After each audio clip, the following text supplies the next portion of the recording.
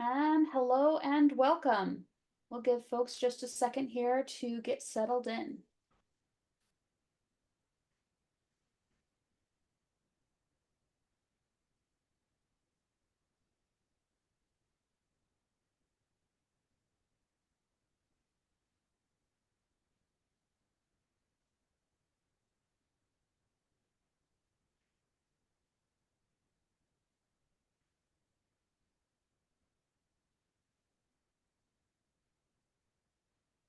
Welcome to our final Rain of Fire panel. We're super excited to have you today. Today we are having our BIPOC AANHPI Plus panel.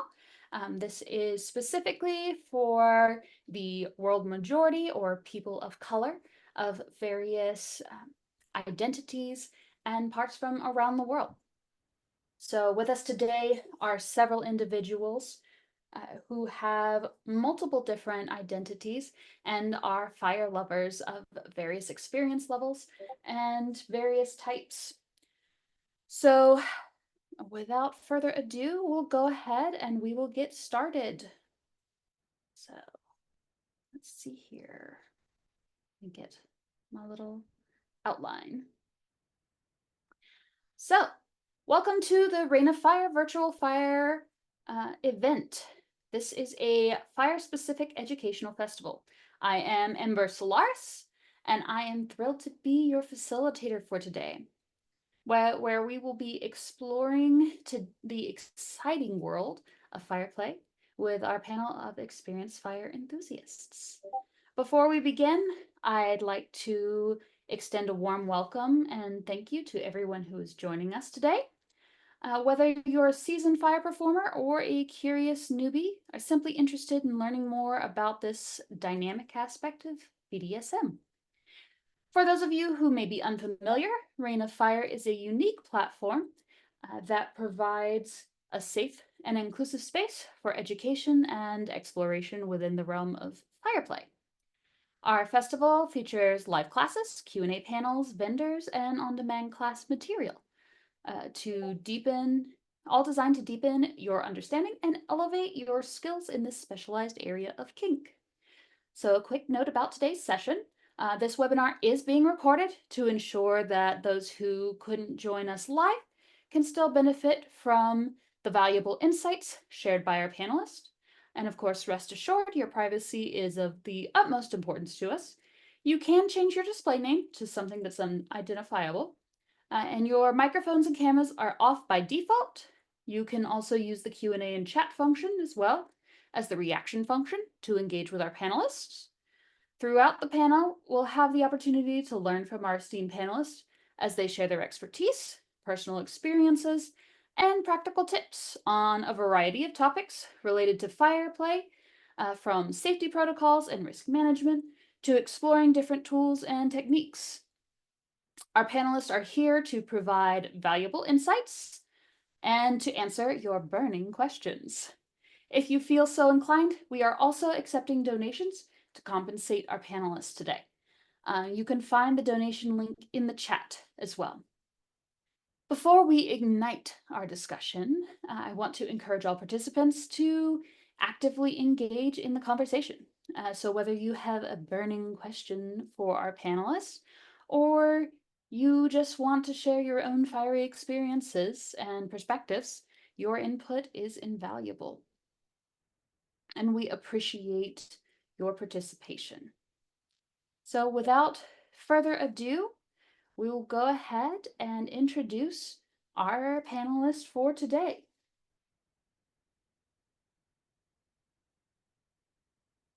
Let's see here. All right. Is there anyone who would like to go first, or am I just gonna start picking? we'll go with volunteers instead of victims first. Let's see, first person on my screen is Daddy Blackhammer. Would you like to go first and introduce yourself? Sure, why not? So I'm Daddy Blackhammer. I've been doing wax for 5+ years. Was making my own wax for 4 years now. I've been doing other fire play for slightly less than that.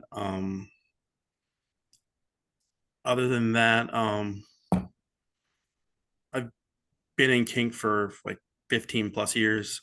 That's just a little bit about me. I'm up in the Northeast in Maine, so a very cool, quiet place to be for kink. But I mean, we have fun here still. Fantastic. Thank you so much. All right, Dominus J.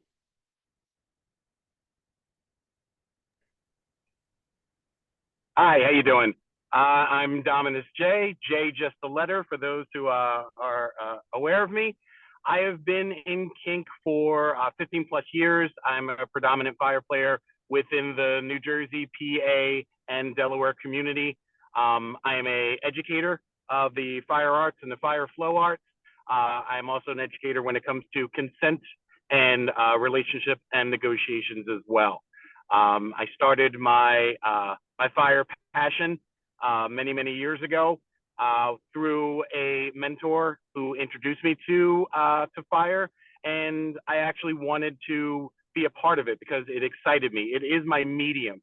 It is how I express myself energetically. So it's something that I have a true passion for, and I do my best to try and portray and give that passion to others. Thank you so much. And for those listening in, be sure to take a look at Dominus J on the tops panel that he joined us in on, and his partner joined us for the bottoms panel.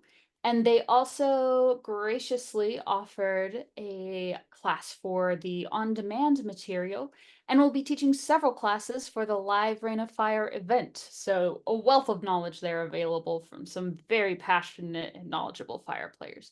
Super excited about that. Thank you so much for both of you. It's just been fantastic getting to know you. Awesome. Okay, Thank you. I appreciate the opportunity. of course.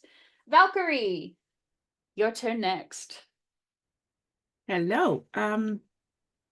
I am Valkyrie, and I have been in kink.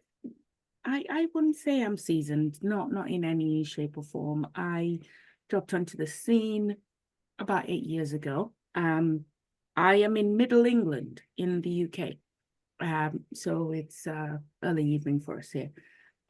So yeah, I got into fire play by speaking to a munch leader for the first munch I attended, and he was very much into fire, and we got talking, and it very much intrigued me, and I thought, oh, maybe I could try that at some point. It looks interesting, but it seemed dangerous.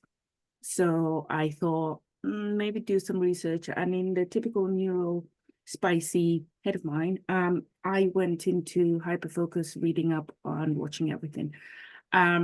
So yeah, I've been enjoying regularly bottoming for fire now for about 3 years. But I have regular tops. I'm still quite reticent about just jumping in. I have people I trust who I know have the right skill, knowledge, to be able to, like, be in control when I'm all subspaced out. I also do a lot of wax play, and unlike fire, I also top for wax. I got into it a couple of years ago and rather enjoy it. And my partner is just one of those, I want. I'm like, okay, I'll I'll indulge. So I do enjoy a lot of the wax side of it as well. Fantastic. Love both of those. And again, I know you said London, but I have to ask where else that lovely accent is from. So I was born in Africa, and I moved to the UK in my early teens, and I lived in the north of the country for about 10 years. And then I moved further south. And so all the places I've lived between Yorkshire and when I moved, I think the furthest south I've lived is Uxbridge, just outside London, has created a mishmash of my accent. It's beautiful. I love it. I could listen Thank to it you. all day. Thank you so much. All right. Lady Fire Rose, you are up on my screen next. Hello, thank you for having us. So, try to introduce myself.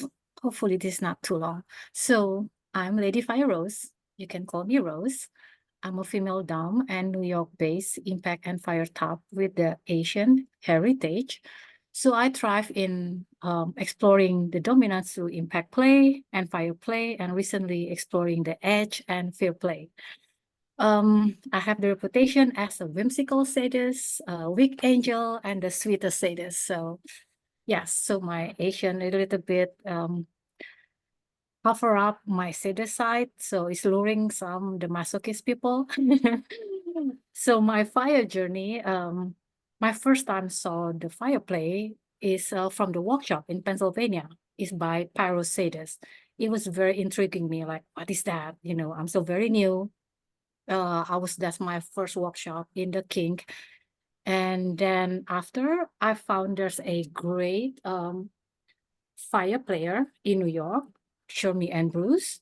I reach out to them and they embrace me, teach me, and train me to be a good fire play, especially when they really highlight the priority of safety and consent, as well the fire play that authentic with our personality.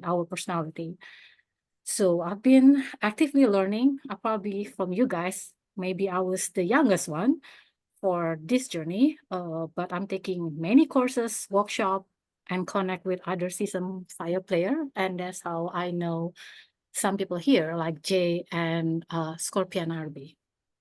I Thank you. love it. Thank you so much. I appreciate you introducing yourself. You also have a lovely accent. I know I said earlier that you don't actually have an accent. I take that back. I can hear a little bit of it now. Okay, Scorpiana, it is your turn next. Hello, everyone. My name is Scorpiana RB. My entry into the kink scene was in 2015, and I fell in love with fire as a bottom first, thanks to people like Dominus J. And then from there, later on, I ended up exploring wax play as a bottom and have now transitioned into topping and all the things because I'm the switchiest of switches. I love it. Fantastic. I've seen a little bit of your work, I think, on FetLife, and I have loved what I've seen. I think when we first pulled together this panel, I believe you were on like my dream list of people for this panel. Oh, now I'm blushing. I think I messaged you, like you were like one of the first people I messaged. It probably went to your request inbox or something. My messages often do, but we are super happy to have all of you here and really appreciate and admire each of you for taking the time to join us.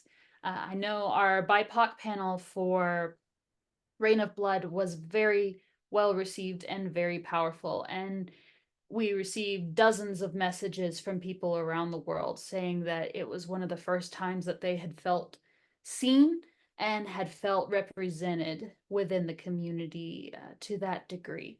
So we really wanted to bring that back for Fire.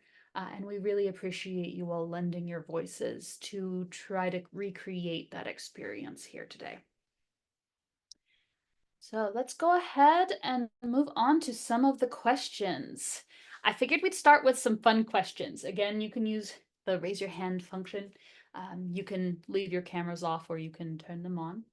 And again, just as a reminder for our guests, you can use the Q&A function and the reaction function to interact with our panelists.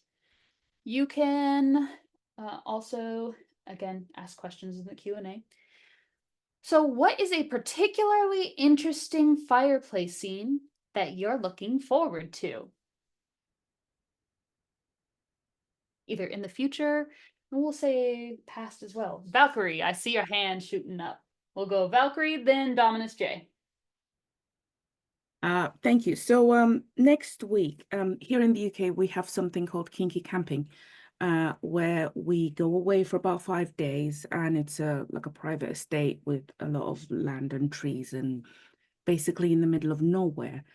And I have managed to arrange for a fire scene in the woods at night. I think for me, the isolation and just being in nature is something that I'm looking forward to enjoying anyway. But having a fire scene in the middle of the woods is actually something I'm looking forward to. So fingers crossed I can, get our schedules aligned.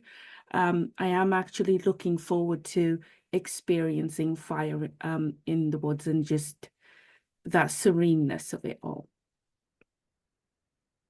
I love it. That sounds beautiful. Oh, nice. So nice. Thank you. Dominus J, your turn. Yes. So fire scenes are actually something that I really love taking the opportunity to create. I want them to always be interesting and unique. One of my most favorite fire scenes that I talked about in the last panel was with members of my actual house Blackfire. We were able to get 5 members of our house together at the same time and have 5 bottoms, and we all co-topped all of those bottoms together. We put it together in a giant diamond formation, and we were in the outer circle where the bottoms were in the inner circle on tables. And every 30 to 40 seconds, we just traded off, in a sense, a bottom, moving throughout the entire hour that we did it to music. It was a great testament to us as fire players and our ability to just merge our energies together and to flow together and to be able to anticipate each other and to work together. My scene that I'd like to do in the future is to recreate something similar to that, but I'd like to actually incorporate 3 fire tops and actually be able to integrate switches into the scene as well. So we do have a couple of fire players that are absolute switches within House Blackfire. So we want to give them the ultimate experience of a scene, to be part of a scene and to be the one doing the scene as well.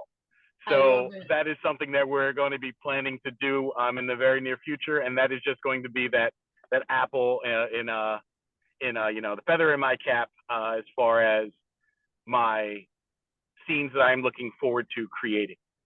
I love it. That's gonna be fantastic. I hope you end up getting that on film, because I kind of want to see that. As do we all, yes. Lady Fire Rose. Yes, I have this. I heard about this. I have not seen this. Actually, I once throw it to another fire top. I think we talk about this to Scorpiana too. I was trying to find suspension fire cup. So using the fire cupping and suspend that. So we have this discussion with another Philly fire player, Nurgle, and I throw it to him like, hey, how about this? And we start like, what? That cannot be possible. And we just start like, try to brainstorm how to doing that. We start talking like, just crazy talk. I don't know. I keep on saying, because then in Philly, I'm in New York. I was there because it's a workshop in Philly that I met him and we start talking about that. I like to throw in a bunch of crazy idea, and I like these people just want to have those brainstorm. I don't know if possible or not, but suspension fire cupping. So I saw someone doing that, but it's not with suspension the whole body, but I just wonder if that's possible. And we have those discussions.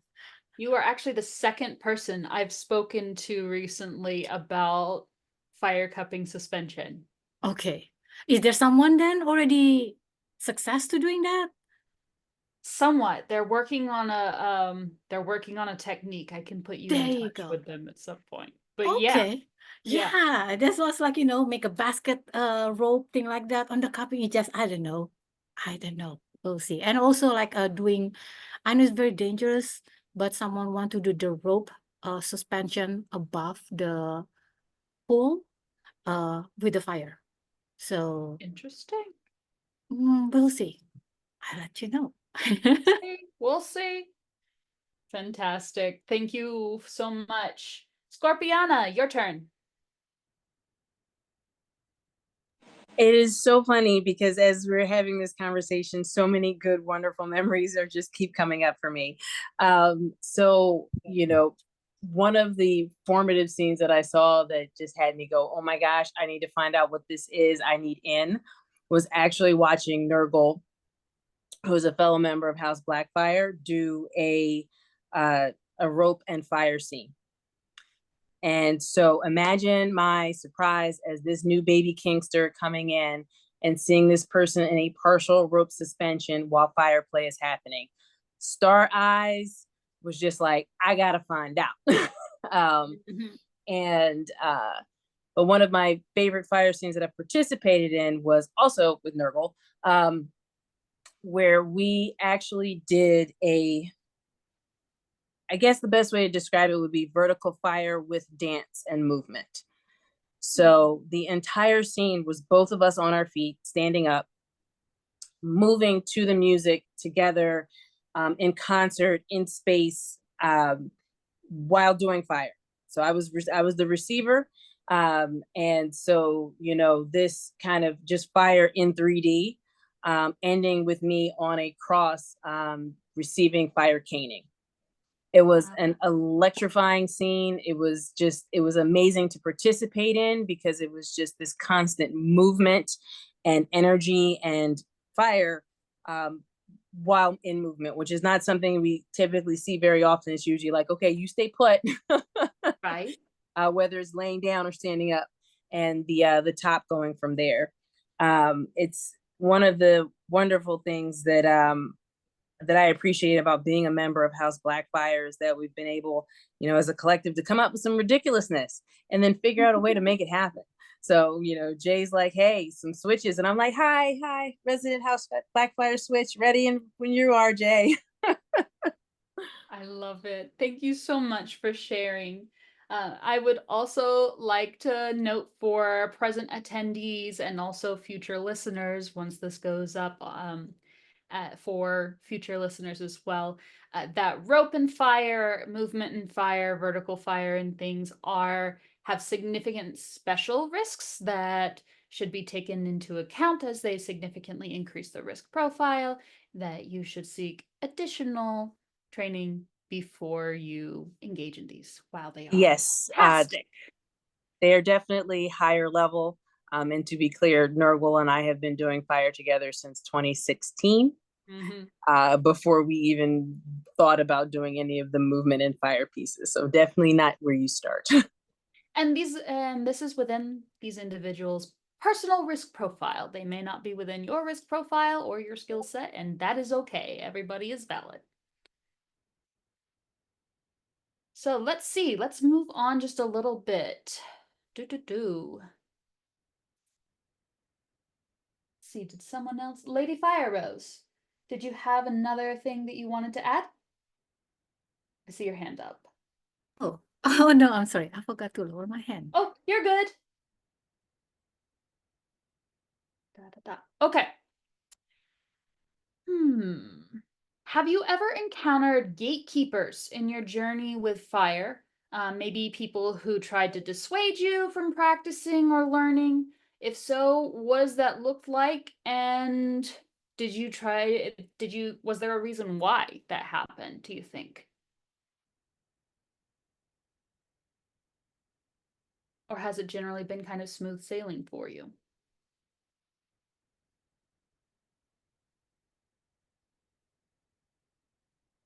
Scorpiana. So most of the barriers that I received trying to get into fire were similar to the ones that I got in kink in general, which is, in a lot of spaces being the only or one of few people of color, the pushback that we often get is being a female top. And then just access to quality education. I am very fortunate in that I am in an area, I'm based outside of Philadelphia, where we have a number of good quality fire players who are passionate about education and sharing that. So, you know, my barrier to entry was a little bit lower because I was persistent and kept poking people like Jay to be like, psst, psst, show me the things. But definitely it's been something that, you know, throughout my kink journey in all the different modalities, it's been the same, you know, misogyny and that blocks everything. For sure. I'm sorry that's been a barrier for you. And I think while it has been present for me on that aspect in relation to my perceived gender, there is the added aspect of the racial perceptions and added barriers there as well, which I'm sure creates additional difficulties and kind of that gatekeepy sense as well. And interestingly enough, some of it is also from within the BIPOC. Sure. If I had $1 for every time somebody was like, "You let somebody light you on fire? What? Make it? Isn't that some crazy white people shit?" Oh goodness. Like, as a direct quote, and just this kind of perception that's not something that we do. And so you kind of get it from both ends, unfortunately. Oh, heartbreaking. Thank you for sharing. I appreciate that. Valkyrie, your turn. Yeah, hi.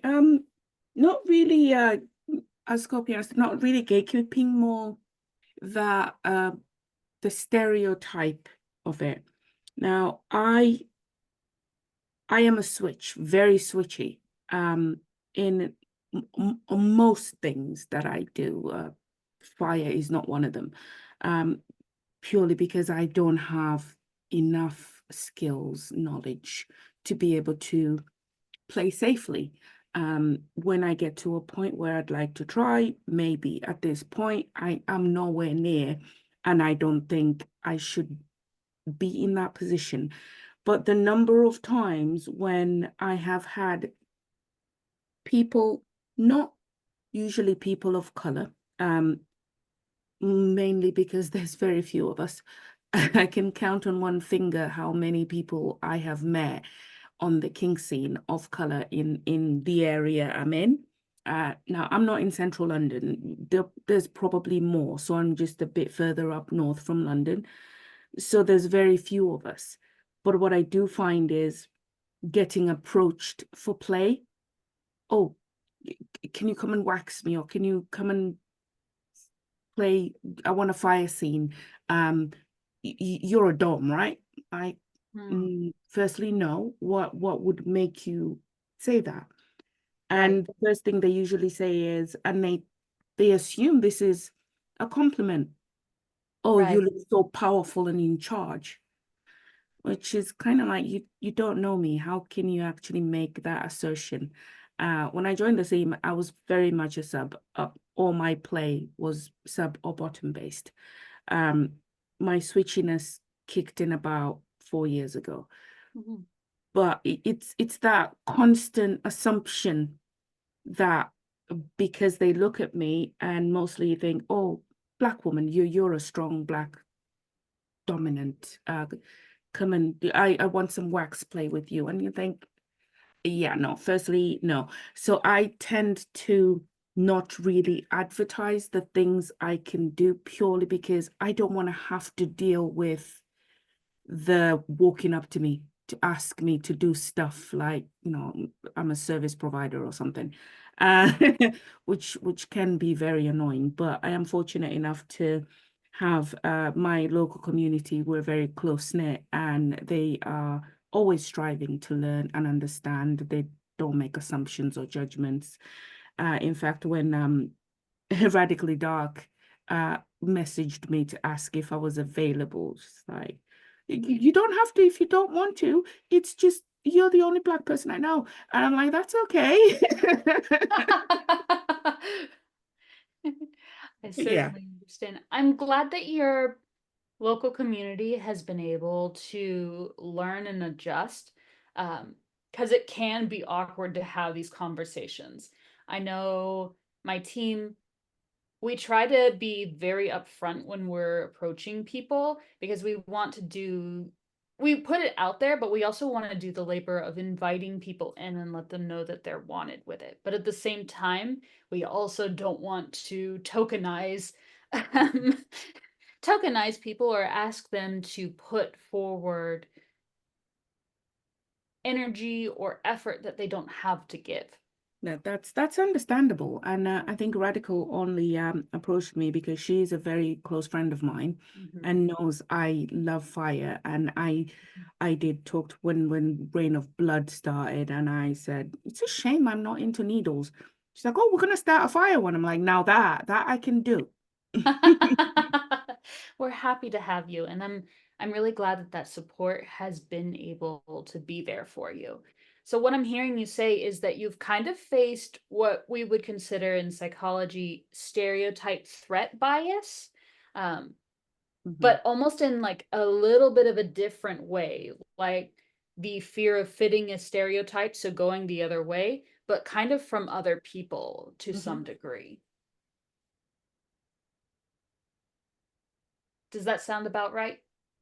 I would say so, yes. And I think because of that, I don't adventure out it deeper into things like fire and wax because I don't want to have to deal with that. I deal with it enough as a top with impact play and rope that I don't want to add something else on there. But you can do this and you can do that and you can do that. Yeah. And you're like, so yeah, very few people have seen me top in wax. A few have seen me bottom for fire. But it's something that I kind of like, I'd like to keep this for me. Yeah, for sure. Which is totally your prerogative, something that gives back to you. But yeah, thank you so much for sharing. I appreciate that. Scorpiana, looks like your hand is up again.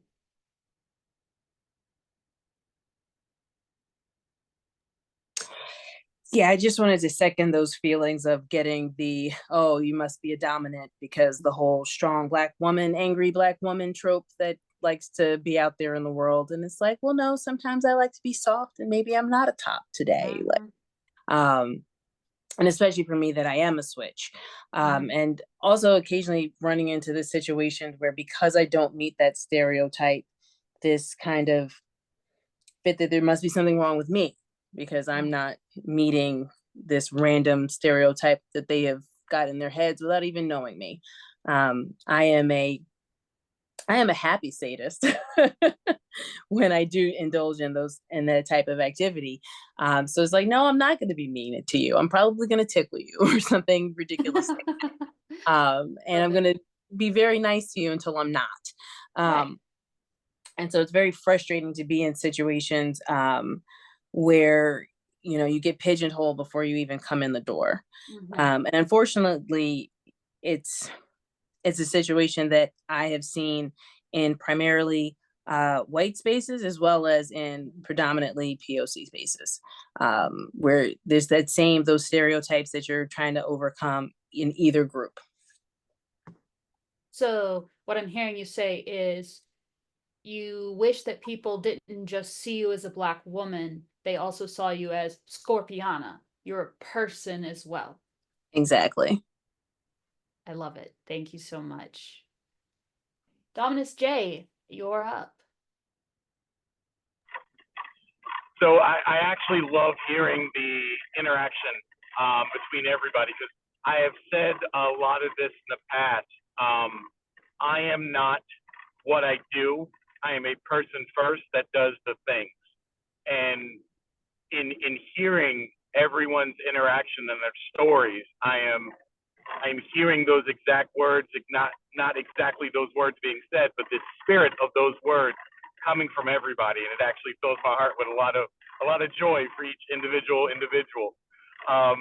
because I feel very passionate about that.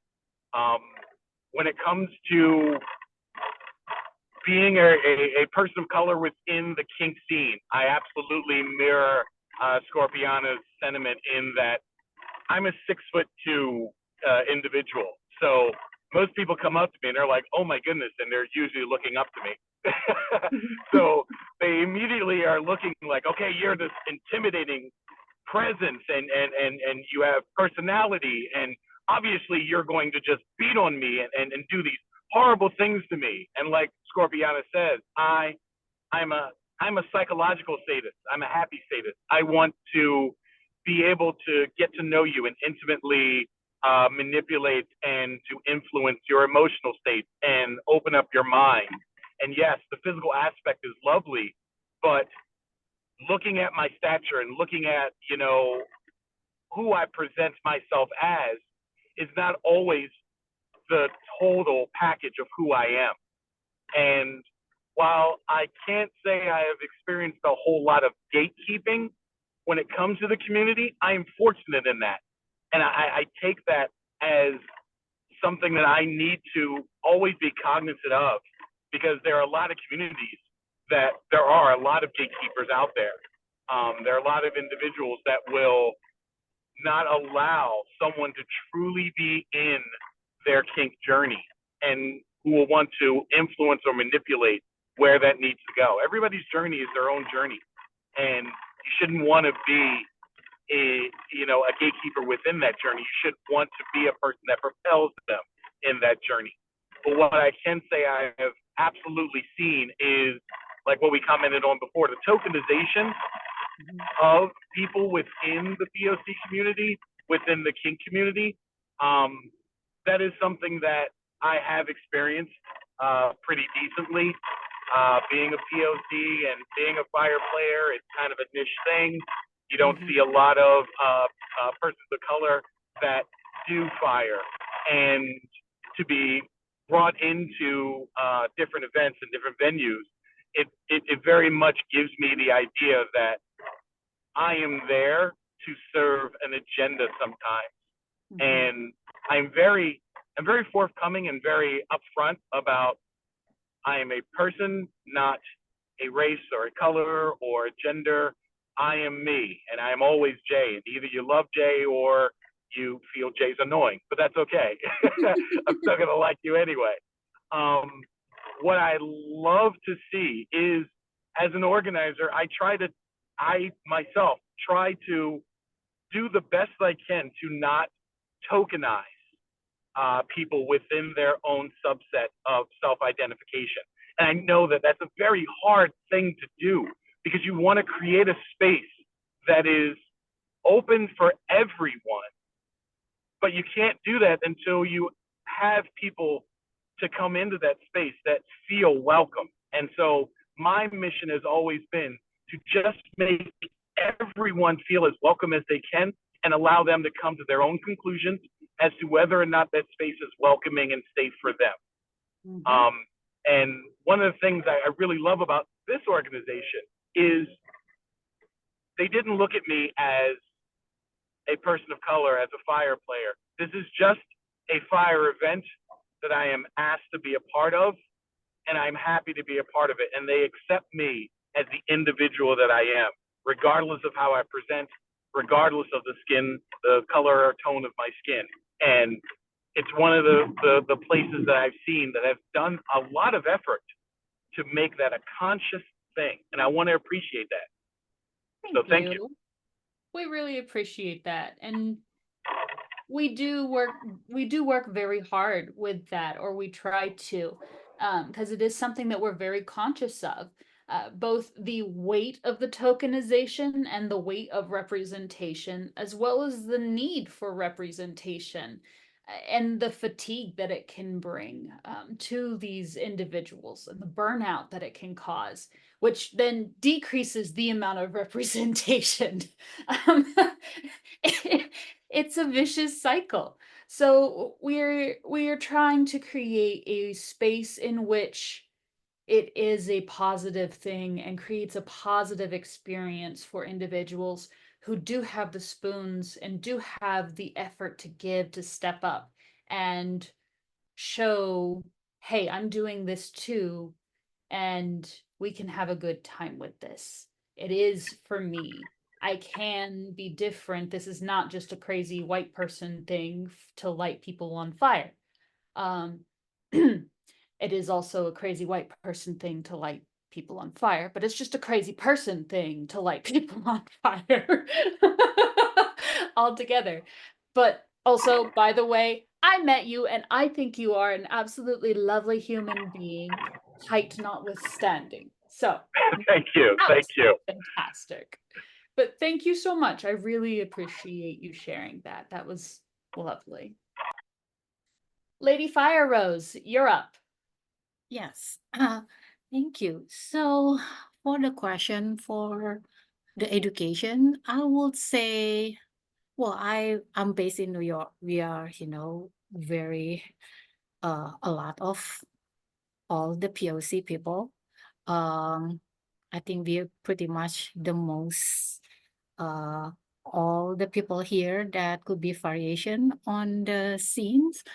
I would say on my journey learning, I was pretty open, but kind of like I'm adaptable. I live from my country, the Southeast Asian, and then I have sometimes in Germany, and I came here, so I'm adapt very fast. I already so many times become the minority at the point I know how to navigate. So from learning, I was okay with that, with going to the course or even reaching out to the other season player. So I reaching out by fact, I think it's a good thing to do, not only just checking or try to find someone, but learning from something. Even some great player, they want to share, safety, knowledge, skills, and so on. So I've been fortunate enough to reach out people from all the way from Canada and also in Florida. And they're very open, tell me like about the tips and tricks, how to do that. So that's been okay. So on my journey, I would say as a Asian female down and top, there's something that's going on too for me that, microaggression. Someone would say, of course of course they let you do that because you're Asian femdom. Like, it doesn't look at my skill, but just label me because of that. And I was, I have my personality and I work on myself. And I take time to learn all those skills, knowledge, and so on. Yeah. So for me, just calling that way is very, it's kind of unvalue me as a human with Yeah. everything that I did and try. And also assumption as me. I mean, I'm the other side. I'm Asian and female. Yeah. So those fetish also when I was playing, a lot of people, especially I was several times with Shami and Bruce, kind of we are the in-house for some event in New York.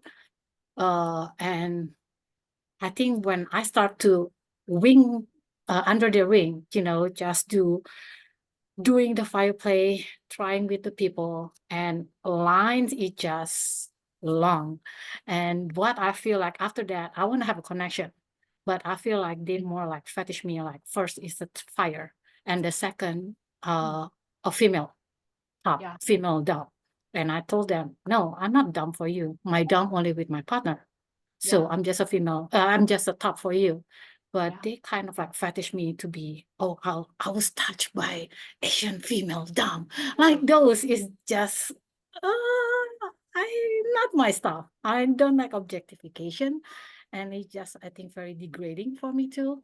Yeah. But yeah, but those stuff. And the funny enough that I said, even like my mentor is like joking around, like we have some fire player gathering and some new people usually coming and then asking about stuff, and then they kind of like, okay, who you want to try with? And it's, and we joking around like, who's the sadist here? And I was giggling, and they know actually from us like could be the most sadist one. That's why they said I'm the sweetest sadist, because I'm disguised with my Asian female personality, appearance, and so on. But in the other way, that's the thing too. It become like double sword. Like Right. people become fetishing me, and Right. sometimes really Understandable. make me uncomfortable, especially that uh low taste common, like, of course, because you're just Asian femdom, it's very hurting me. Yeah. So, Yeah, sorry. because they thought that I was to be soft, I need to be weak, I need to be Yeah. like all the fetishes about Asian female, Right. which is the other side with the other people feeling here on the table. Oh, yeah. Certainly Yes. understandable. Oh, Thank I'm you. so sorry that that's your experience. That just crawls under my skin. Uh, that is an incredibly painful experience to go through. And, if people could put themselves in your shoes, and most of us, if we could walk around feeling that way in a dungeon space as a top or even as a bottom, it would absolutely drive us insane. And if we had to think about that every single time we walked into a dungeon space, that could possibly be our experience that night, just the amount of energy and bravery and things that it would take to walk into that dungeon space would be enormous. It would kind of be discouraging in my book. You would probably never catch me walking into a public dungeon space, honestly. Yes, it's true, but it kind of, in a way, it challenged me too. Yeah, So it's understandable. really like empower me more, like Hmm. whatever you're gonna say, I'm gonna prove you that who I am. And You fell. yeah, love it. so that spirit to be like, I don't let people taking the power of that, and I know who I am, and I know Yeah. exactly who I am and my journey. So I let them. And I've got more questions on tokenization and fetishization coming in just a little while, but thank you so much for sharing. I appreciate that. We're going to go to Scorpiana real quick, and then we'll actually move into those questions. Those, and I mean, you're right. Having that kind of experience can be super daunting.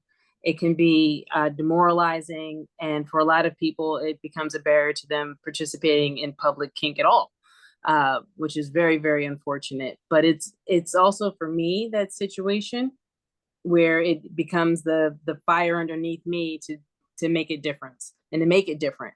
To look at people as people and to help create spaces where people can come as people, and be seen for who they are, and to explore and share in the things that we all love together as people.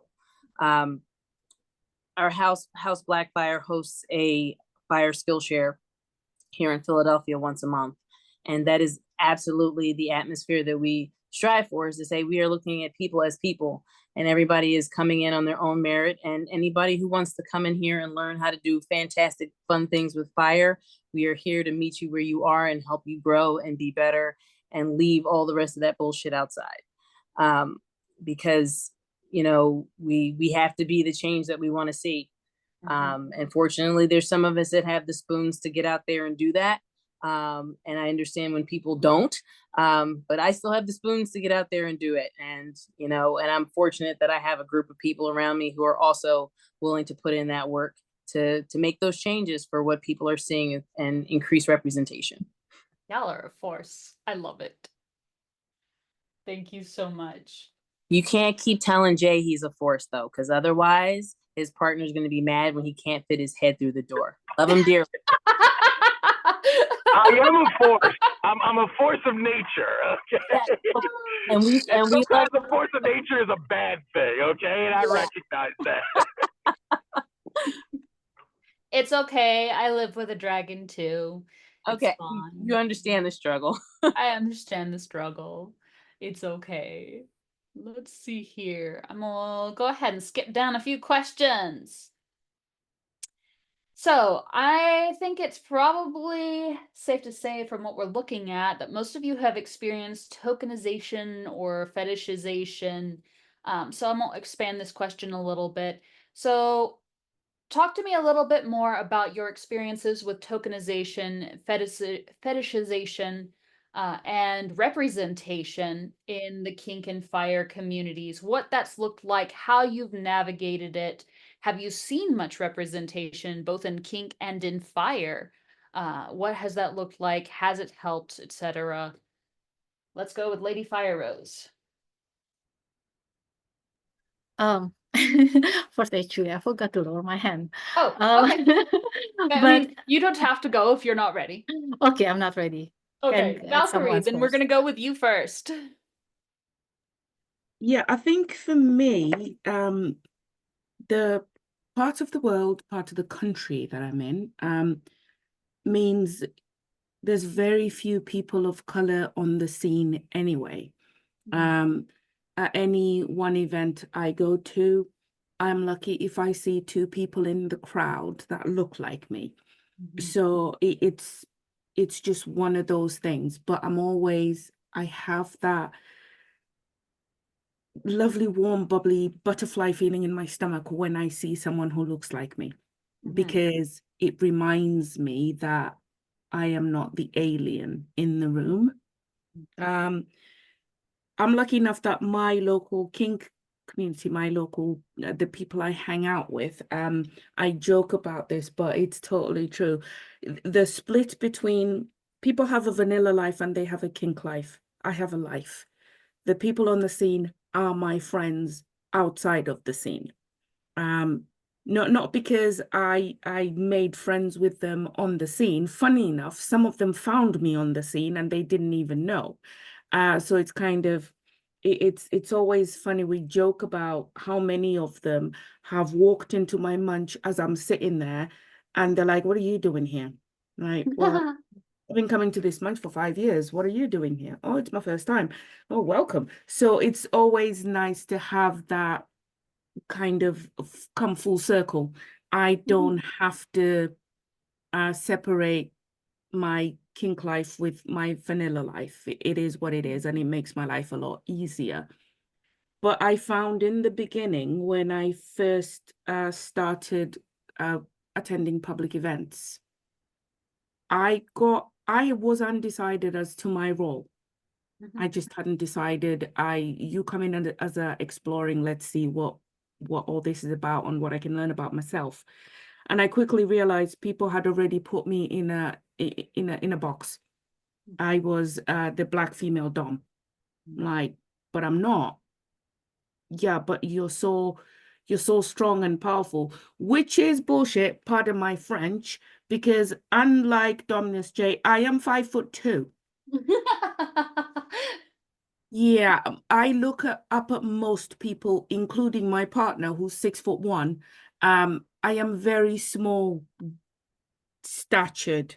So for somebody to assume just because of my skin color I am a dom, it's absolutely ridiculous. But back then I was like, maybe I'll give it a try. No, I don't. Then it gets into the whole kink dispenser realm. So I started hiding parts of me. I took a break from the scene for about 6 months, came back, reinvented myself as a sub. A princessy one.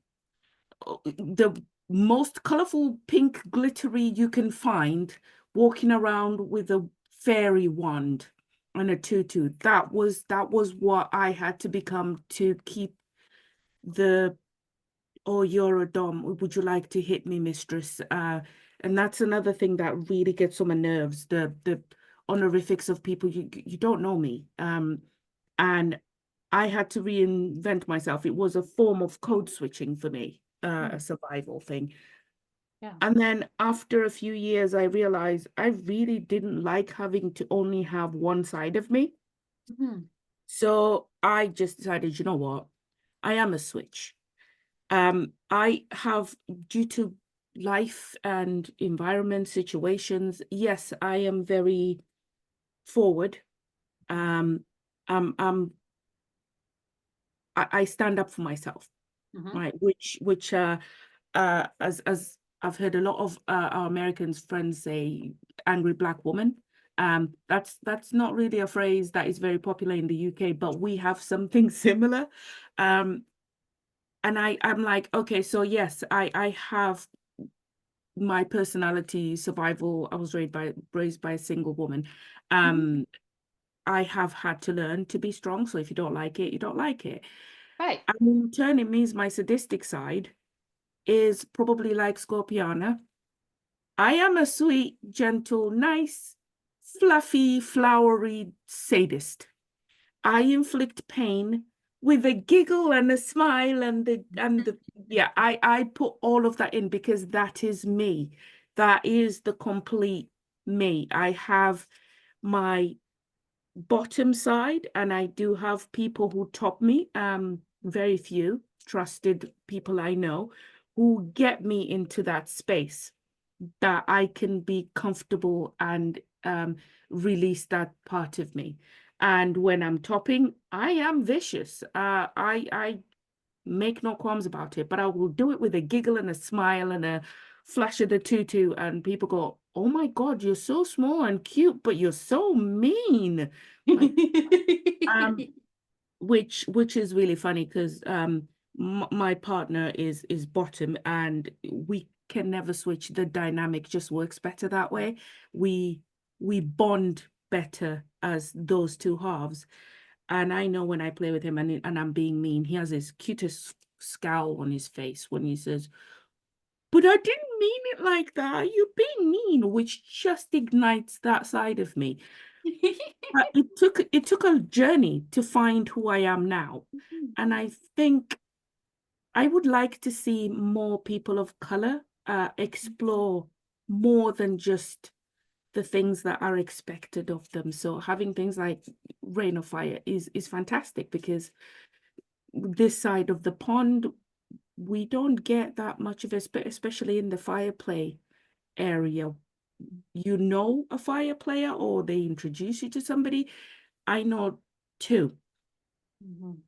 And that's saying something considering I literally attend events for most of the middle part of England and I have met two.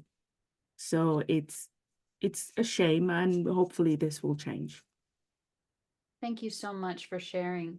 What I'm hearing you say is that the fetishization and the stereotyping in particular actually affected you to the point that it kind of alienated you from parts of yourself and almost created a level of isolation and inability or lack of opportunity to express your whole authentic self, which is the entire point of kink.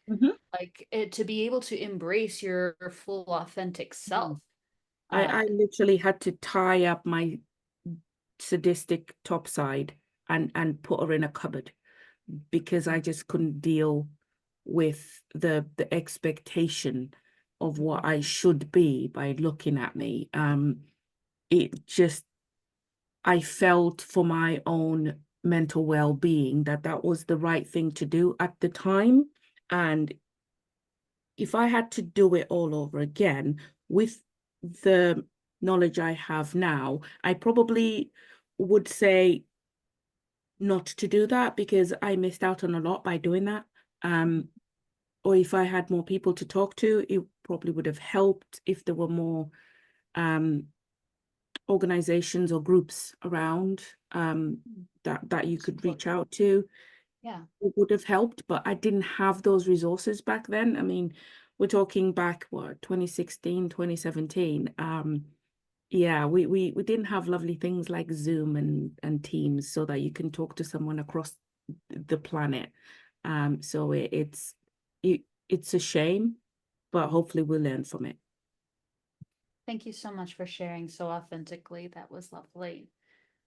Daddy Blackhammer, you're next on my screen. Yeah, so being from Maine, probably one of the whitest states in the United States, I can probably count on one hand the amount of people of color I know in the community in general. There just aren't a lot of us up here. When I go to a munch, I might see maybe one or two other people of color if I'm lucky. And then at parties, I mean, depending, like when we throw parties and stuff, I have a couple friends that are in kink that are of color, but that's pretty much it. It's very rare to you see anyone outside of that for representation wise up here. And as for like fetishization wise, I'd say more often when I'm at a party, I'll be like, oh, I've never seen a black person before. I've never been with a black person before. And I get that way more often than it probably should ever happen. But that's probably my 2 cents on that piece right there. And so kind of what effect has that had on you, if any? I mean, I grew up in Maine, so I've lived in Maine my entire life, so it's really just been my norm. Because growing up in the state, I mean, you get used to it, right? I mean, it's just like, oh, you say, oh wow, there aren't a lot of black or colored people at all in the state. It's changed more now, I'd say, over the past 10 years or so. But I mean, it's definitely been my norm, so it's nothing like, oh, it's just the way it's been, I guess. So Makes a lot of sense. Thank you so much for sharing differing perspectives there. Scorpiana, your turn. I find for myself, I've actually leaned in hard into it. So if I'm going to be the only one here, then I'm going to be loud and I'm going to take up space and I'm going to call you on your bullshit for why am I the only one here? And I hate that I have to say this again, but if you're not actively inclusive, you are passively exclusive. My husband is probably somewhere like happy as a clam that I'm quoting him again. But I really take that to heart, where it's, if you are not actively working on including people in these spaces, you're not going to get the diversity. You're not going to see the change. And so, you know, I make myself an agent of that change. I am that one where as soon as I see another POC, it's like, hi friend, I see you. And when people have the questions about, you know, how do I get into this? How do I do this? I give that labor to let people know, like, there is a place for us here.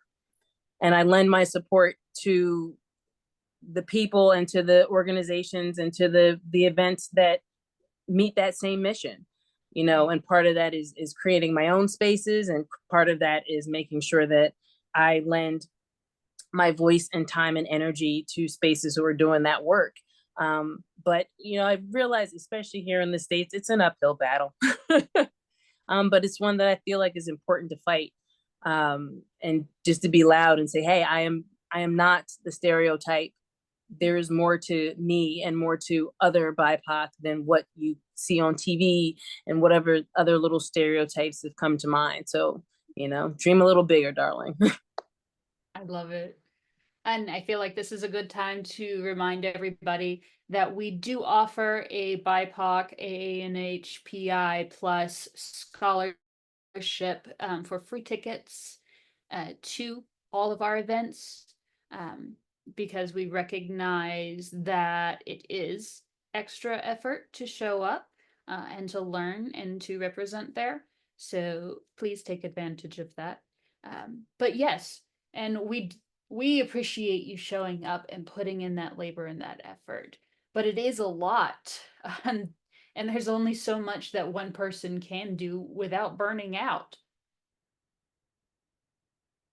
But absolutely love the work that you put into things. Love the My experience has been that it putting in that work becomes worth it. And I often see this lovely snowball effect that happens. I remember, and it was one of those things that brought me so much joy at Ignite. You know, I had an attendee and I was at the front desk doing check-in, and I had an attendee who So I'm the first face that you see when you walk into the space. And she looked at me and she was just like, I am so glad that I took the chance to come out, because she was so sure that this was going to be an all white male space, you know, that it was just going to be a bunch of dude bros. So to see another woman and to see another Black woman was like, aha. And then the next time she brought a friend. And then the next time that person brought a friend.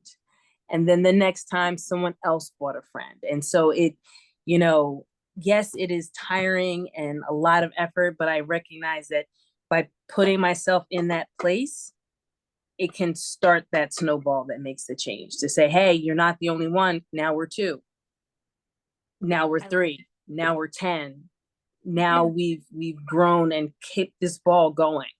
And by continuing to show up, it also, you know, is a signal to, you know, people of the global minority that, hi, we are here, we deserve to be in these spaces. And that, you know, your white only spaces are only really suffering from not having some diversity of some way, shape, or form in it. Yeah. And you bring up a really great idea for venue and event organizers of asking individuals, again, I would not just assign them, but asking individuals if they're okay with being in more visible spaces, explaining that you're attempting to create a more welcoming space and asking if they're okay with being at the front desk or they're okay being in a more visible space with that. I really like that idea.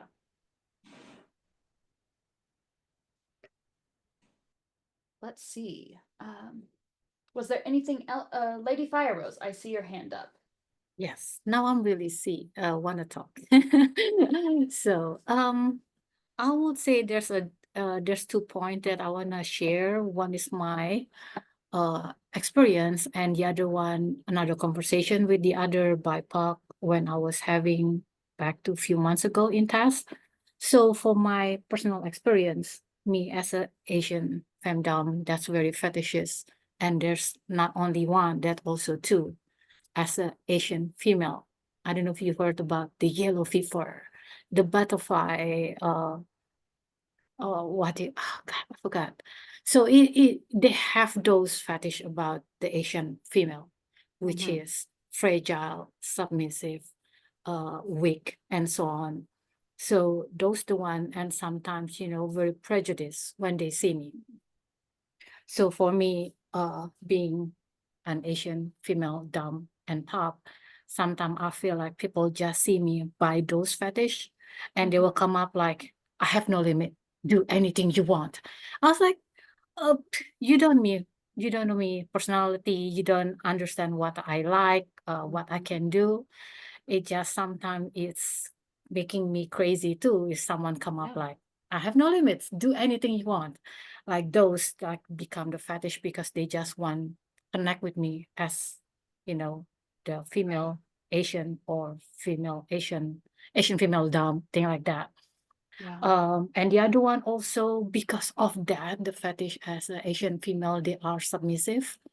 There's very eerie. I have like a couple of dom that still trying, ask me to submitting to them.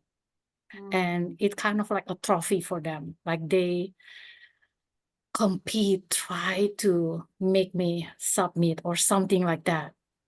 And it's become a trophy because she is the female dom, and Asian female dom want to submit. And there's time to time, it's just very disgusting comment like, oh, when is your time gonna naked in front of me? I was like, oh, okay.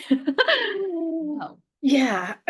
And the other one, what I feel when I have those conversations with the BIPOC on the test event, I'm on the side of the top, but on the Asian female dom, I'm sorry, Asian female sub and bottom is getting worse because they are really like the marginalized of those, like the very weak and so on.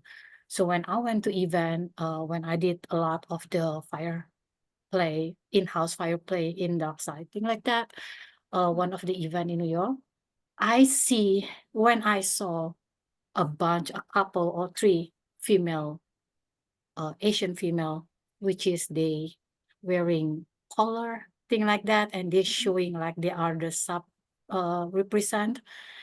I think they kind of start to regret themselves because, you know, a lot of, I call it the predator dom, gonna be jump on top of them. And I usually become the big sister. I have the big sister energy. And on that conversation, there's someone come up that recognize me and know that I did that to them. I reach out to them like, hey, how you doing? What are you doing here? So it's like, okay, what you looking for? Like, you know, just a very light conversation. And I feel like they might be regret the way that they wearing, you know, more represent of the sub side. And people, the guys, I would say, start, you know, just swarming around them and start asking questions and start like telling like, hey, I could do this to you and so on. So I could see they start to get scared. And I was always telling them, I'm here, I'm on that corner, I'm a fellow fire player. If you feel uncomfortable, find me. You could tell them, I'm gonna go to find Rose. Just go them. I have my friends, I have my community, I have my group. Just stand around us, be with us, you'll be fine. You know, we all gonna protect you. So those kind of the thing that what I can do, because in New York, we are very diverse. So it's very different experience with the others because I see different, you know, POC. But especially for the Asian who's leaning more the sub side representation, especially if they are new, that's how I feel like I want to help them more, you know, not to be afraid, not to be taking advantage and so on. And yeah, what I can do is just like that. And then I just say, hey, find me, in fact, if you are there. And is there any question, you know, feel free to reach out to me anytime. So. Thank you so much for sharing. And I hope those individuals were able to find a place where they were able to feel safe. And I appreciate you for being able to be a safe space for them. So let's see here. What do you wish you knew as a person of color participating in the fireplace scene that's not typically talked about? We'll go with that question. Give you a second to think about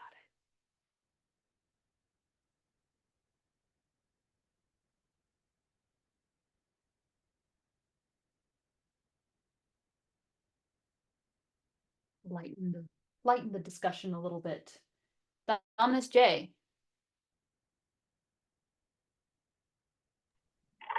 So I just want to clarify the question. That you're asking, what is it that we would know now?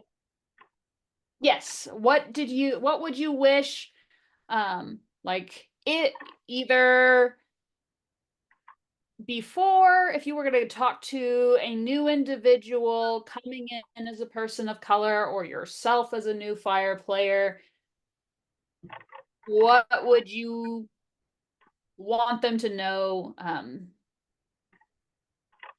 Something that they wouldn't usually have heard or that wouldn't usually have been talked about. What I would say to someone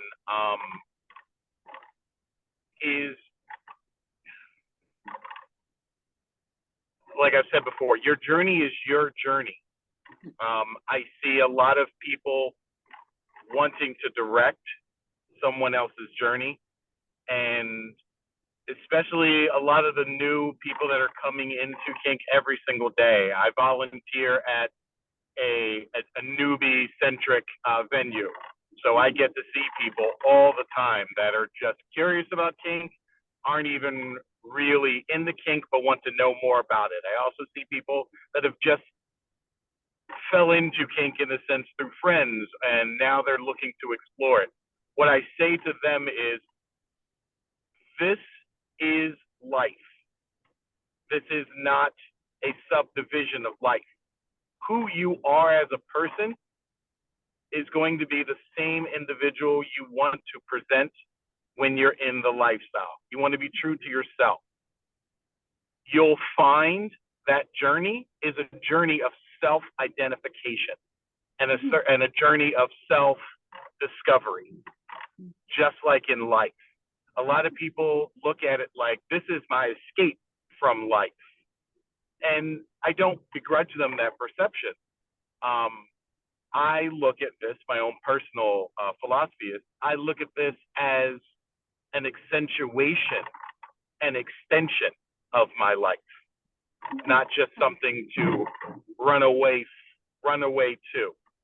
I am always going to be who I am in all styles of my life, whether it be my vanilla life, my kink life. I tell people all the time, I have the benefit of, I don't need to be behind doors. I am always myself. I am always open with who I am.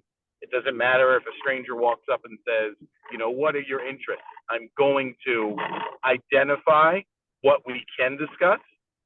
And if it is a conversation that I feel I can have with that individual, I'm going to start lightly broaching those subjects because they ask me about me.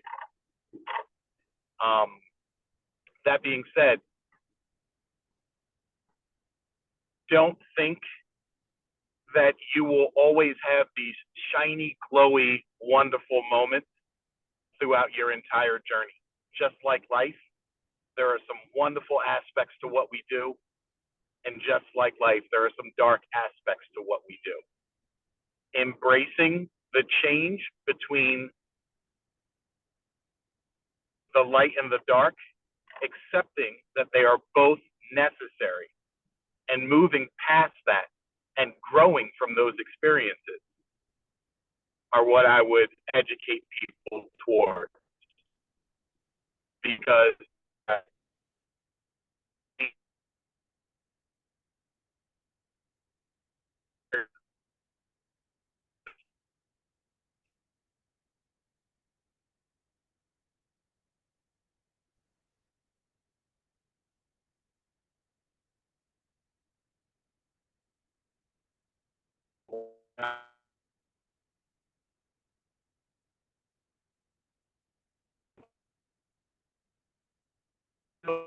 and who they want to be. They just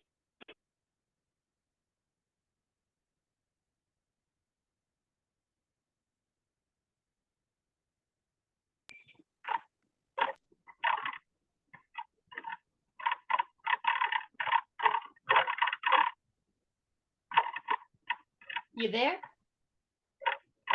I am here. Can you hear me? Yes, there you are. Sorry, you broke up on me there for a second. Sorry about that. No, you're perfectly fine. I would just say that you are being true to yourself within this space, and you're free to be yourself within this space. Embrace it and gain power and knowledge from that freedom. The expansion of self, the authenticity of self, it's another facet or like turning a diamond or aspect of the self. I really like that. Thank you so much for sharing. It's a really beautiful philosophy to approach things. Thank you so much. Anyone else want to toss an ember at this?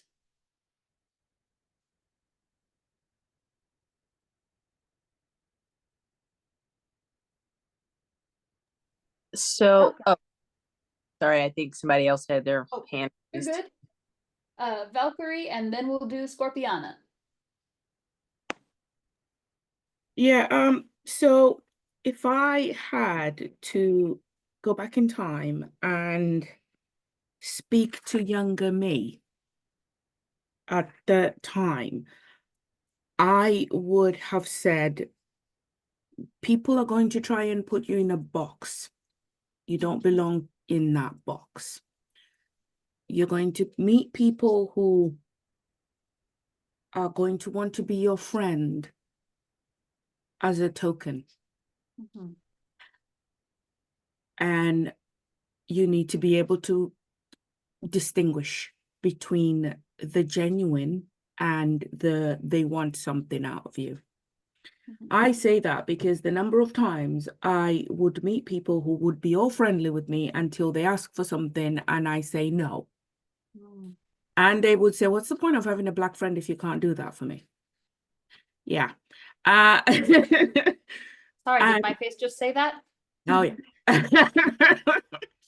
Excuse me. And you I would say, don't let that define you. It's a reflection of them, not you. And also to remember that just like in life, you got to go through a whole lot of horse manure to find that diamond in the rough, but they are in there. They're more than you think, and you will connect with people on a level you didn't think was possible because they are genuinely good people on the scene. And I say that after having realized that these people at one point or another literally saved my life. But you also have to see the other side of the opportunists and the chances, and don't let them define who you are. I think back and I think, how did I let myself get walked into something I didn't want to do? I'm not that person. And it's just to remind, especially those who are very new to the scene, there is good and bad in everyone, but be true to who you are, because that is very rarely leads you wrong. That intuition, the thing you feel in the middle that tells you where your true north is. But yeah. Thank you. I really appreciate that. So Scorpiana and then Lady Fire Rose. In a similar vein, it's just that reminder that the isms are everywhere. That the kink community is a microcosm of the greater community. And so the same isms that show up in the greater community around you will show up in the kink community. So, you know, there's folks that come in and then they're like, oh, but everybody's doing all these kinky things, so shouldn't they be like more understanding and thoughtful or whatever? And it's like, no, it's the same. You'll see the same misogyny, you'll see the same racism, you see the same sexism, you see the same ageism that you see everywhere else, just on a smaller level. And to just keep that in mind. And there are great people everywhere, and you will meet some of my chosen family are the people that I have met through the kink community. But to not forget that it is just a microcosm of the real world. Thank you so much. I really appreciate that perspective. Lady Fire Rose. Yes. I would say that, on the journey, what I could tell me, I'm just pretty new too, but I have some experience that happened in the past. I think take time, and this is part of life too. I believe part of life that we need to grow anyway, in every way. Learning to be king, I think you need to also learning about king too. Boundary is all about consent. So understand how you have those boundaries for people. And of course, I think the beginning of a journey, there's always situation like imposter syndrome. I have the situation that imposter syndrome for relationship, but I find it just in not compatible. So understanding and accepting what's going on, I think that could be part of, again, our life. King and wife is just the same. Dating the king people is just dating like the real world, like, the human. You need to understand personality, not only knowing the list of the fetish or the king that they like. So taking time, open your eyes and understand your boundary, which is, again, part of the consent. I think that's very needed for the new people who want to join. And especially when, be careful with the one out there. They could be very manipulate and saying, oh, you're soft, you need to do this. oh, if you're top, you need to do this to me. Like, like those. Being a top, a lot of time it become fetish dispenser, but being a sub, I believe, I mean, I'm not switch, but I have a lot of conversation with the other side, other fans who mostly sub, they saying like, a lot of, especially on the message from the predator and saying, hey, I'm gonna mentor you, hey, I'm gonna make you to be good, something like that. So I think they are also more, how to say, more risk being define themselves as sub. I think they are more become like the highest what you call in this vast of this king, a lot of predator, they're gonna find like Asian, I'm sorry, female sub. So like those, we just need to take time and to learn about personality and knowing what we like. And yes, stand your ground and then you know what you want. And again, take time. Don't be afraid when people say you need to do this, you need to do that. And there's a lot of good people in the community. And of course, there's a lot of bad apple too. Just be careful. But keep the hope. There are good people out there. Great advice. Thank you so much. So I'm gonna pull a therapist-y thing here. So sorry. I'm not actually a therapist, I'm a researcher. But I'm sensing a theme here that all of you are telling me that a lot of the issues within kink can be helped by humanizing kink and kinksters. Is that basically what I'm hearing? Yeah, pretty much. Yeah, I think that's a big Yes. I think that's a big thing that I'm getting feedback here is humanizing kink and connecting at a human level, and acknowledging human differences and human individuality. So I'm gonna go off script here for a second. So sorry. Miss K and Radically Dark might kill me a little later, but that's all right. So how do you approach humanizing kink? Like, what does that look like to you? What was your journey of humanizing kink like? How do you know when you have arrived at humanizing kink? We'll just open up the table that way. Dominus J.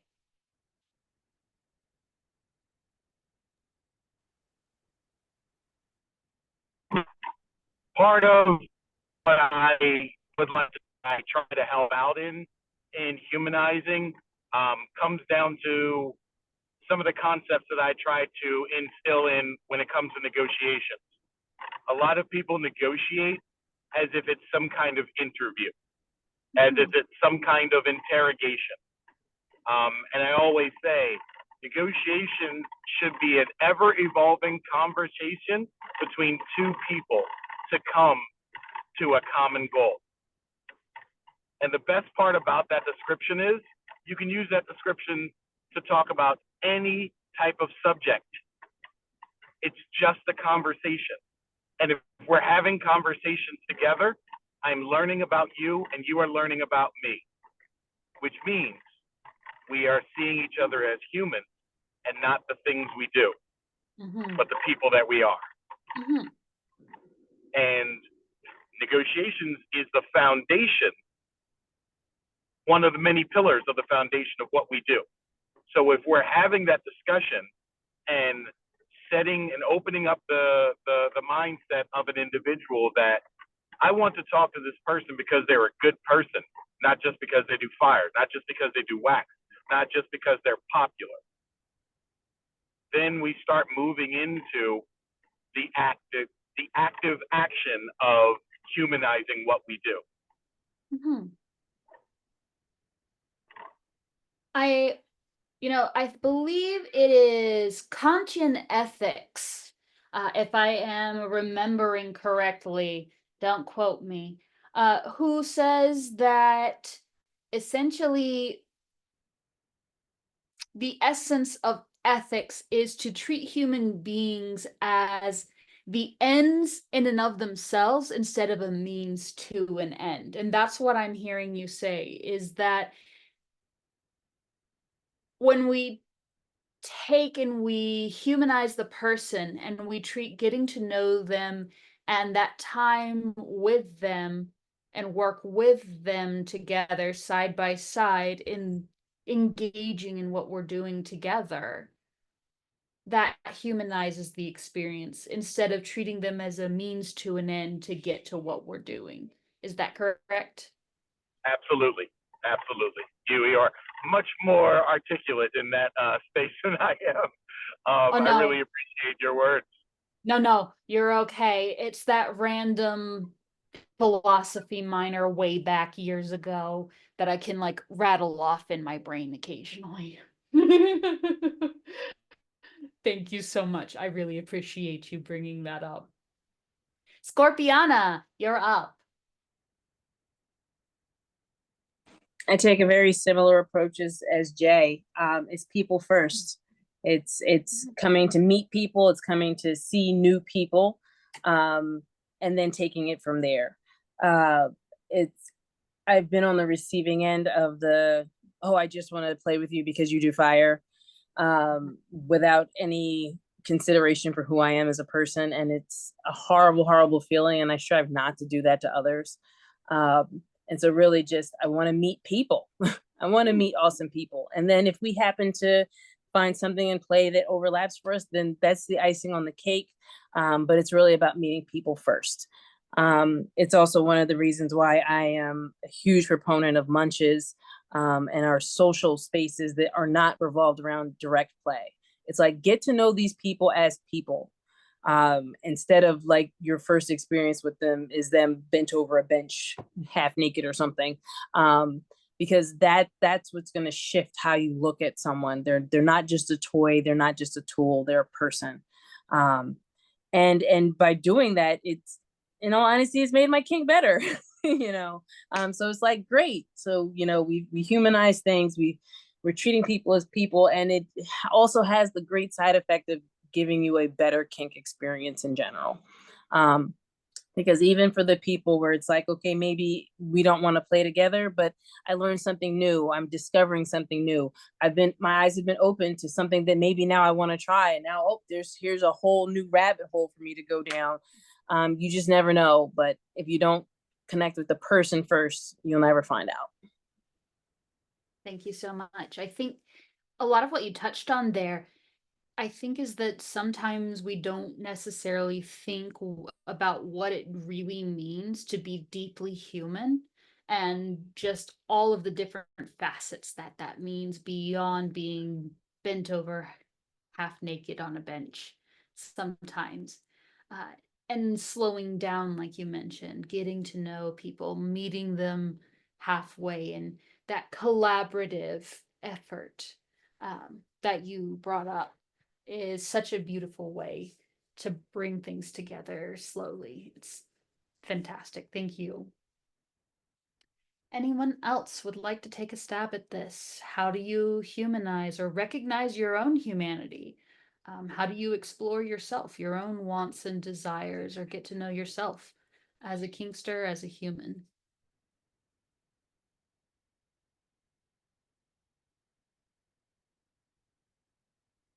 Scorpiana, did you have something else that you wanted to add? No, sorry, I forgot to put my hand down. Oh, no, you're good. I just want to check. Always want to give you room to talk.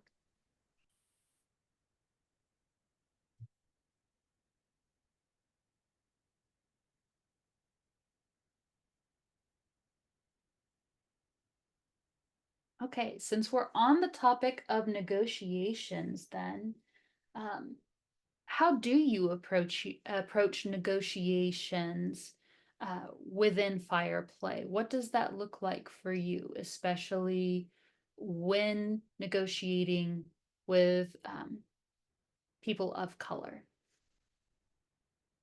Scorpiana. I tend to, and just in general, when negotiating for fire, I tend to over negotiate probably. And really just try to push the education piece to make sure that someone really truly does have informed consent for what they're doing. Because I find a lot of times people see the flash and the show of it, and they don't really understand the potential of what can happen, and for good and for bad. Right. And so, you know, and I'll start with it. Hi, we're playing with fire. You might get burned. Whoop, let's start there first. And what does this look like? And what happens if something like this happens? And then also, you know, really getting into, you know, what is the intention behind what we're doing here? What are we looking for to get out of this experience to make sure that we're on the same page with what we're trying to achieve together, because it is a collaborative effort. You know, even if you are playing with power dynamics and things of the sort, it's still a situation where, you know, we have to come together and be on the same page, because that's the way we're going to have the best scene for both of us. I love it.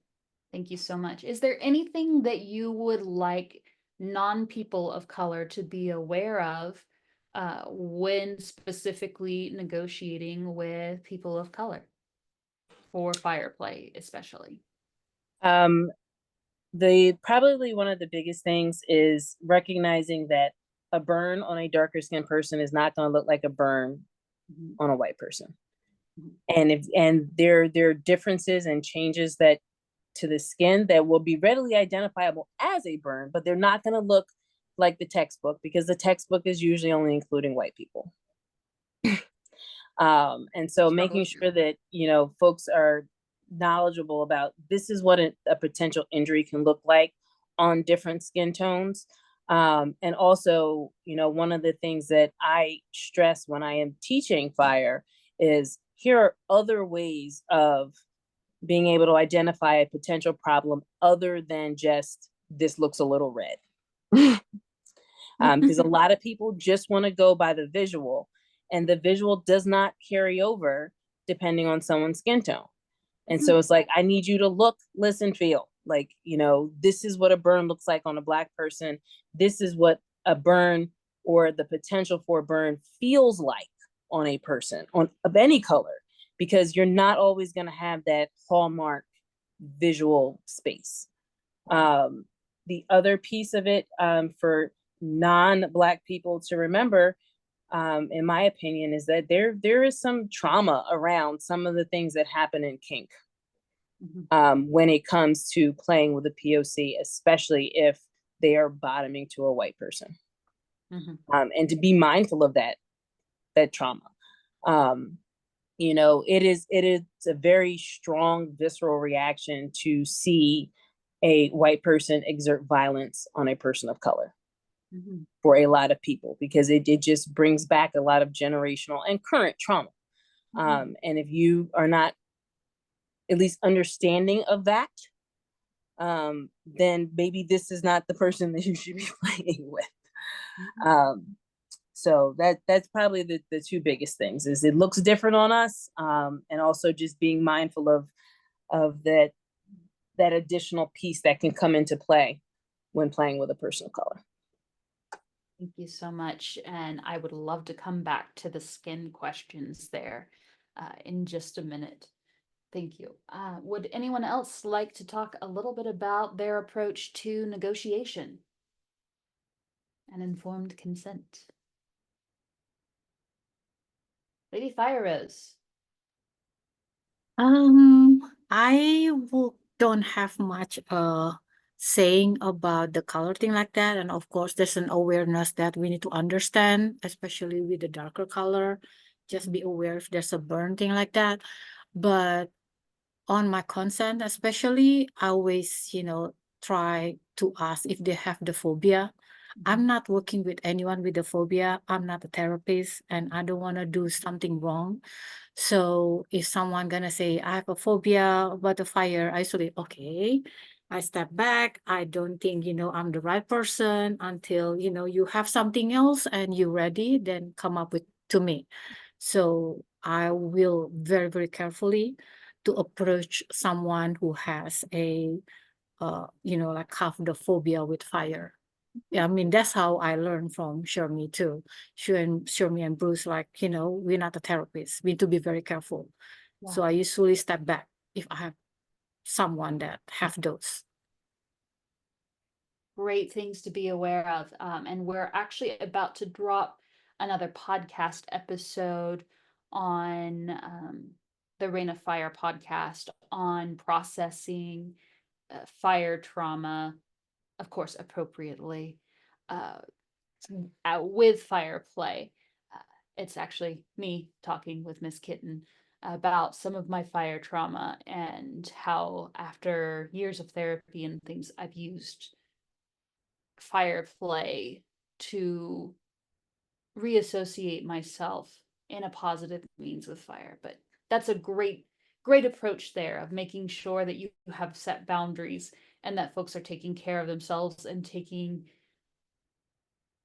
a healthier approach to managing their mental health and well-being before engaging in play. Thank you so much for bringing that to the table here. Okay, and next, anyone else would like to add something?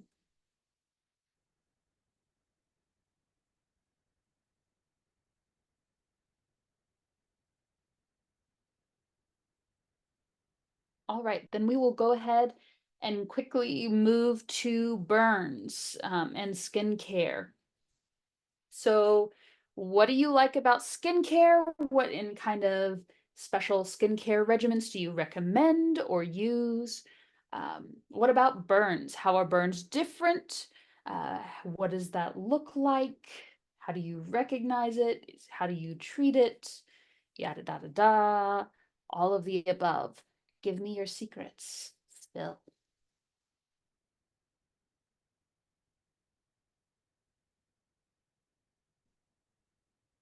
Of course, Scorpiana. I am so excited. Please do tell. Sorry, I'm a chatty Kathy. I am good with that. Look, you have great information. I feel like we would be besties. I could listen to you all day long.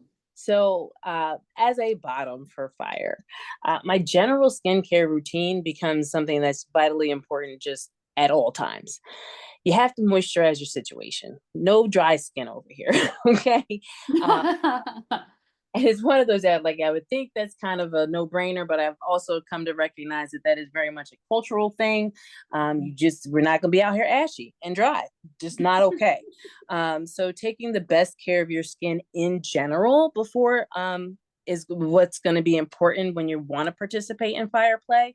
You want to have skin that's moisturized. You want to be mindful of any cuts, sores, wounds, issues that you might have, because those are going to be areas that you're going to need to avoid playing on or just be more mindful of depending on what your risk level is. I usually tell folks it's making sure that your body in general is well hydrated.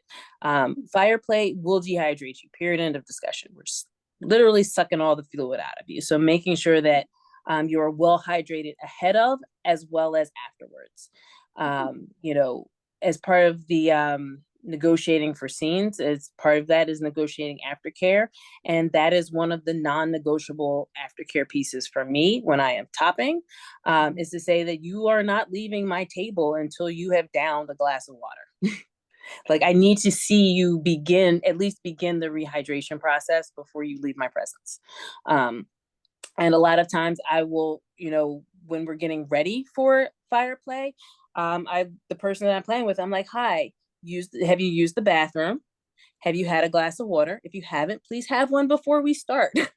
And then I'm going to have one waiting for you when we're done.